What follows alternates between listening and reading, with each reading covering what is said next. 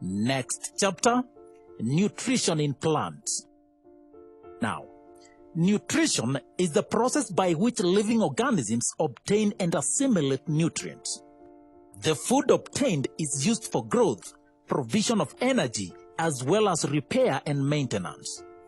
The process through which an organism obtains food is called the mode of nutrition. The two main modes of nutrition are autotrophic and heterotrophic. Autotrophism is a mode of nutrition in which organisms manufacture their own complex food from simple substances. These substances include carbon dioxide, water, and light or chemical energy. Plants are autotrophs. They manufacture their own food in form of simple sugar from inorganic compounds like water and carbon dioxide. Because the source of energy is sunlight, this kind of autotrophism is called phototropism, and the process is called photosynthesis. Other photosynthetic organisms include cyanobacteria and algae. Some autotrophs manufacture their own food but use chemical energy rather than solar energy. They are called chemoautotrophs, and the process is called chemosynthesis. This includes certain bacteria. Autotrophs are called producers. All other organisms depend on autotrophs either directly or indirectly for nutrition. Heterotrophism is a mode of nutrition in which organisms obtain food by feeding on the producers or other organisms that feed on the producers. We look at heterotrophs later. First, we start with photosynthesis. Defined, photosynthesis is the process by which green plants and some bacteria and algae make their own food from simple organic molecules of water and carbon dioxide using sunlight as the source of energy. Photo means light and synthesis means make or manufacture. We look at photosynthesis in green plants. So in the presence of sunlight, plants take in carbon dioxide and water. These are the basic ingredients in the process of photosynthesis. At the end of photosynthesis, plants release oxygen gas. But that is not the reason why plants do photosynthesis. The reason why plants do photosynthesis is to make their own food. And this is in the form of sugars like glucose. This glucose is important for the plant's energy needs. This energy is required for cellular activities like cell division, transport of materials, and other metabolic processes. Energy stored in food like glucose is called chemical energy. And so in short, plants basically convert light energy into chemical energy during the process of photosynthesis. The process of photosynthesis occurs in green plants, primarily on the leaves. To understand this process, let's first look at the external and internal structures of a leaf. Externally, a leaf is a thin flattened organ which is attached to the stem or a branch of green plants. A typical simple leaf consists of a flattened surface called lamina. The lamina is green in color and contains photosynthetic tissues. In dicotyledonous plants, simple leaves have a thick midrib which runs in the middle. From the midrib arises small veins that run into the lamina, forming an extensive network of veins. In monocotyledonous plants, the midrib is absent, but small veins run parallel to each other. In some plants, the leaf is attached to the stem or branch by a petiole, while in others, the leaf is attached directly. In some monocotyledons, some leaves are attached to the stem by a leaf sheath.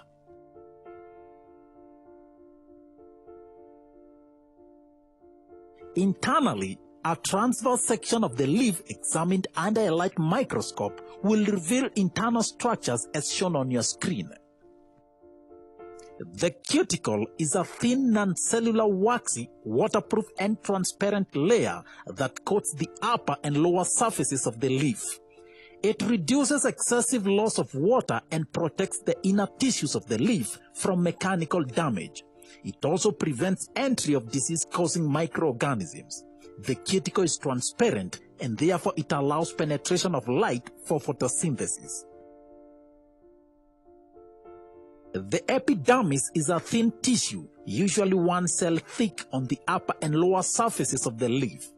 The epidermal cells have no chloroplast except the guard cells. Chloroplasts are the organelles that contain photosynthetic material known as chlorophyll. The epidermis secretes the cuticle and also protects the inner tissues from mechanical damage and entry of disease-causing microorganisms. Guard cells are special bean-shaped epidermal cells mostly found on the lower surface of the leaf. Unlike adjacent epidermal cells, guard cells contain chloroplasts, which are able to carry out the process of photosynthesis. They control the opening and closing of stomata and therefore control water loss. Through the stomata, air moves in and out of the leaf. The palisade layer is a layer of cells located beneath the upper epidermis. It consists of cylindrical-shaped cells closely packed together and with long axes perpendicular to the surface. They have numerous chloroplasts containing chlorophyll, which is necessary for photosynthesis. Their position and arrangement allows them to receive maximum sunlight for photosynthesis. The spongy mesophyll layer is a layer of cells between the palisade and the lower epidermis. The cells are irregularly shaped and loosely arranged, creating large air spaces in between them. The air spaces provide communication pathways through which gases diffuse in between the cells. Unlike the palisade cells, these cells contain fewer chloroplasts. This explains why the lower surface of the leaf is lighter in color than the upper surface.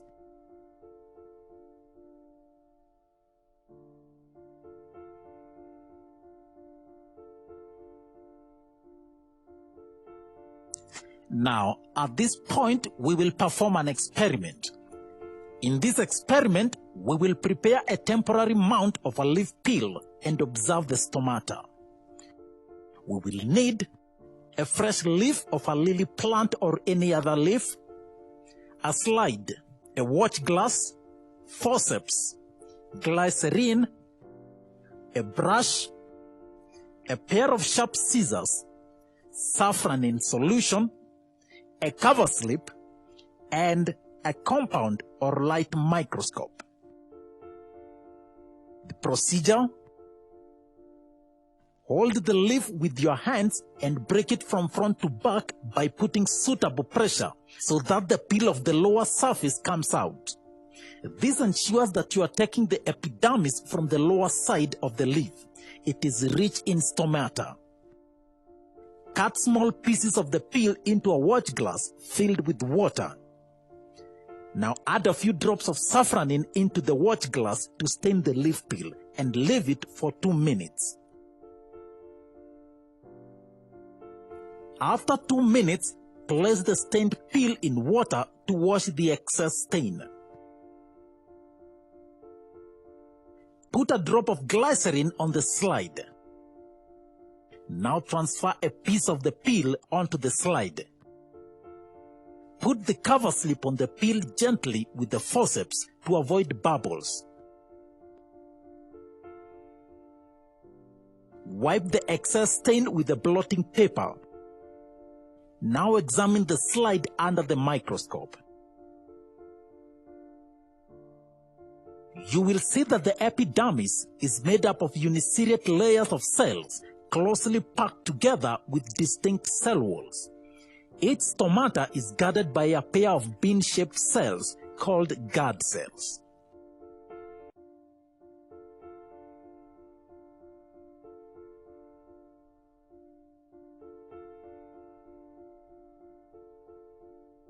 Now the mechanism of photosynthesis. Now, the energy for photosynthesis originates from the sun and arrives on Earth as sunlight. The light emitted by the sun contains photons in a wide spectrum of wavelengths called electromagnetic spectrum. Photosynthetic organisms only use a small section of the electromagnetic spectrum called the visible light. Green plants contain pigments that facilitate the capture of the wavelengths of light in the visible light range. The color of the pigments come from the wavelengths of light reflected. Plants appear green because they reflect yellow and green wavelengths of light. Red and blue wavelengths are absorbed by these pigments and provide the energy needed for photosynthesis. Within the photosynthetic leaves of plants, the chemical reactions of photosynthesis occur within plant cells in specialized structures called chloroplasts.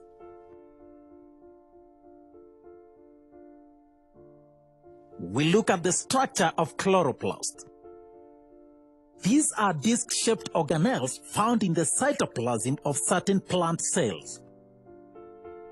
Each chloroplast is bound by a double-unit membrane, the outer and inner membranes. Internally, the chloroplast consists of layers of membranes known as lamella suspended in an aqueous matrix called stroma. The lamella may at certain intervals form several layers of membranes grouped together to make granum.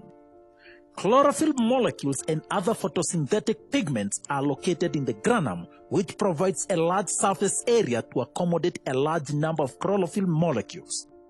Chlorophyll molecules absorb light energy, which is necessary for photosynthesis to take place. The stroma contains enzymes that speed up the process of photosynthesis.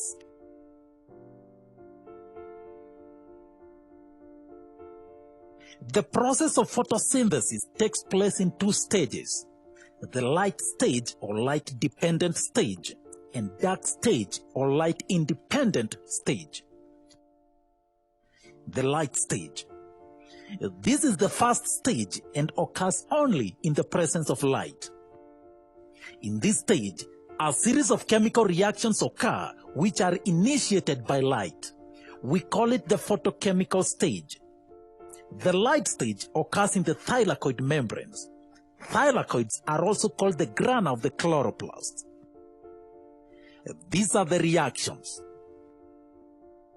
The chlorophyll molecules of the chloroplast absorb light energy and becomes activated. The absorbed light excites electrons to a higher energy level. The energy is used to split water molecule into two hydrogen and hydroxyl ions. This splitting of water by light energy is called photolysis. The hydrogen and hydroxyl ions separate. The hydroxyl ions, in a series of steps, produce water and oxygen. The water produced may be used inside the plant, and the oxygen is released into the atmosphere. The hydrogen ions enter the dark stage. Some of the energy absorbed by chlorophyll is used to make energy-rich compounds, ATP, which will enter the dark stage as well.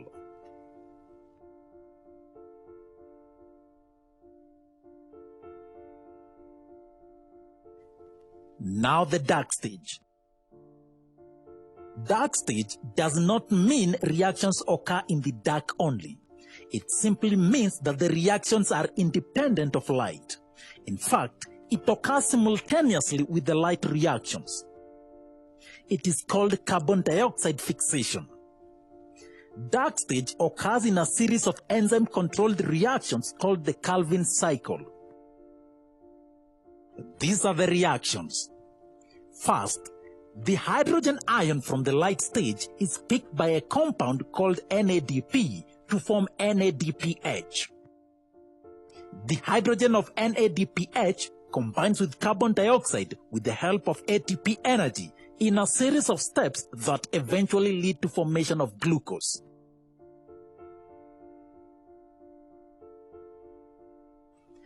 This glucose may be used directly by the plant for respiration or converted to starch for storage. And so the process of photosynthesis involves two stages. The light stage is important because it leads to splitting of water molecule into hydrogen and hydroxyl ions. It also leads to the formation of ATP, which is used to power the reactions of the dark stage. So hydrogen ions and ATP are the two products of the light stage that enter the dark stage. The other byproduct of the light stage is oxygen, which is released in the atmosphere, but may also be used by the plant for respiration.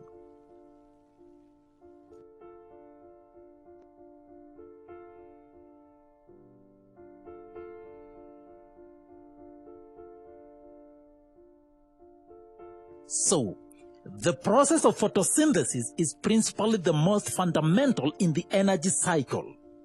We now look at the factors that may affect the rate at which photosynthesis occurs. This is the overall reaction for photosynthesis. There are four factors: light intensity, carbon dioxide concentration, water, and also temperature. Light is essential for photosynthesis as it provides the energy to split water and therefore enable the fixation of carbon dioxide. No light, no photosynthesis. Increasing the light intensity increases the rate of photosynthesis until a point when the rate is at its maximum. Plants spread their leaves to maximize the amount of light falling on them and to minimize overlapping. Some woodland plants are known as shade plants because they can photosynthesize more efficiently in dim light than other species. If there is insufficient carbon dioxide in the air, then photosynthesis cannot occur at a maximum rate. And just like humans, plants are sensitive to temperature. The rate of photosynthesis increases with temperature, but too much of it will cause a decline. The reason is because the enzymes involved in photosynthesis are denatured at over 40 degrees Celsius of temperature, and hence the rate will slow down. When it's cold, the enzymes lack enough activation energy. Different types of plants have different temperature ranges for photosynthesis. Plants that grow in cold climates have optimum rate at lower temperatures. These are the three main limiting factors. Water is also important. However, water is needed for many other purposes, and the effect of water shortage on photosynthesis may be indirect.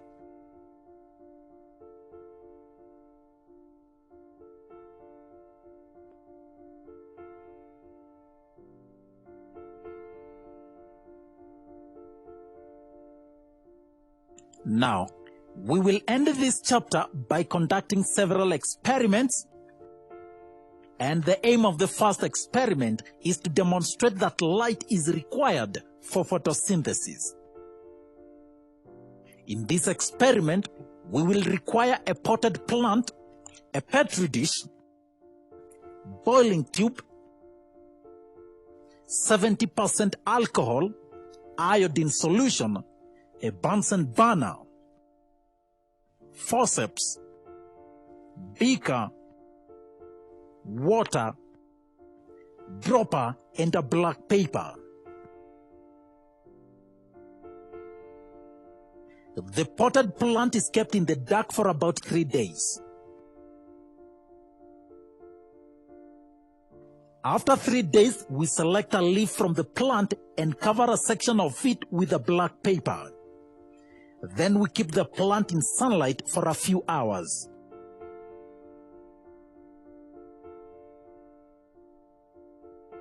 We then detach the covered leaf and remove the black paper. We boil it in water for a few minutes and then boil it in alcohol on a water bath until it's decolorized.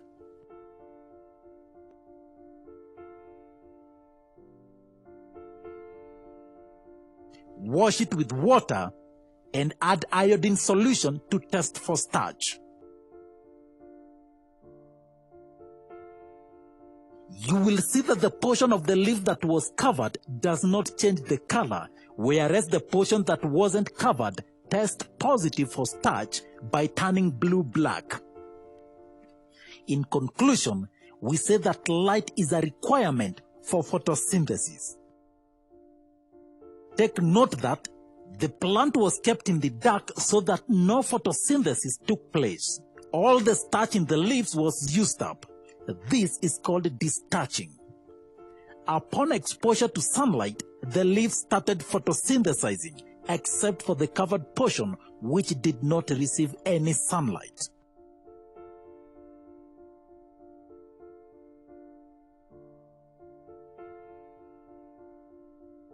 In the next experiment, the aim is to demonstrate that carbon dioxide is a requirement for photosynthesis.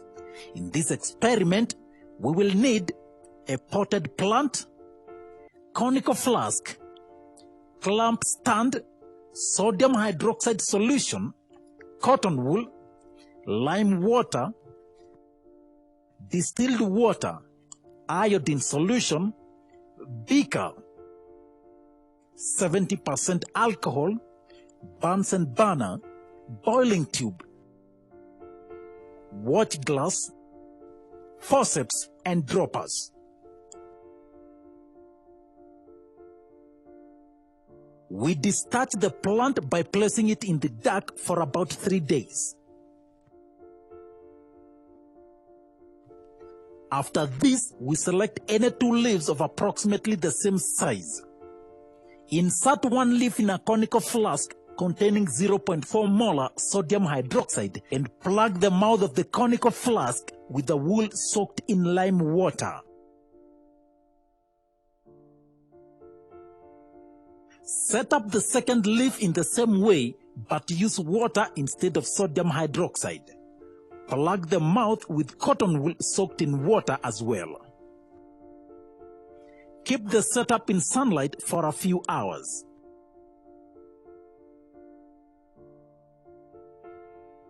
Now, detach the leaves and dip them in boiling water for a few minutes.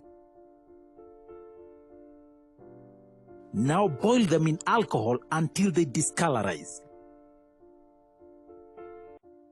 Wash them in clean water and then test for starch with iodine.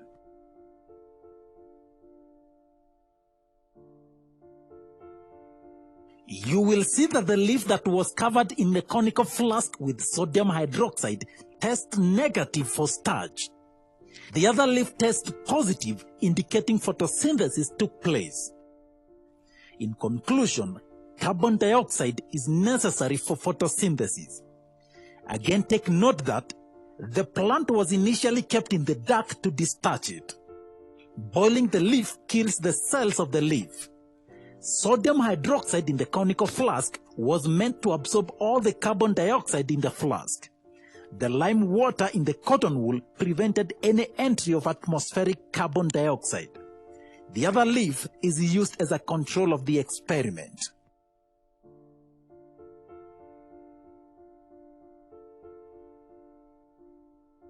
The third and the last experiment is to demonstrate that chlorophyll is necessary for photosynthesis. We take a variegated leaf, that is one which has green and non-green parts. Drop it into boiling water for a few minutes to kill the cells. Then boil it in alcohol to discolorize it. Drop the leaf in iodine solution to test for starch. You will see that the green areas of the leaf test positive for starch and the non-green areas test negative. The green areas contain chlorophyll, which is necessary for photosynthesis. In conclusion, green plants contain chlorophyll, which helps in photosynthesis in the presence of sunlight, water, and carbon dioxide.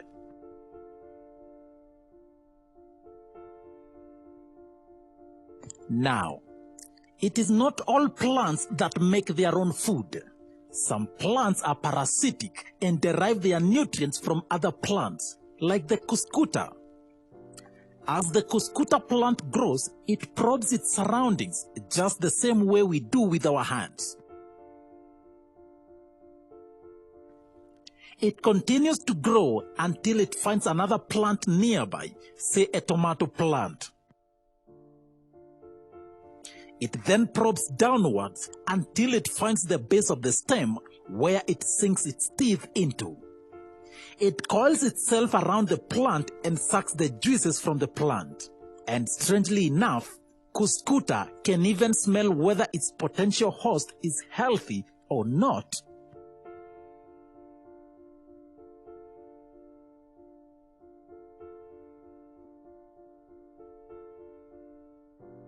Other plants, like the Venus flytrap, attracts insect into its clutches and then traps it. It then releases digestive enzymes that break down the insects to obtain amino acids.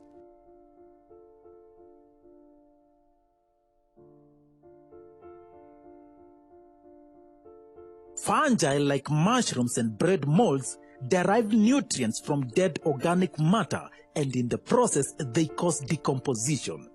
These are not plants, they belong to kingdom fungi, and this mode of nutrition is called saprophytism.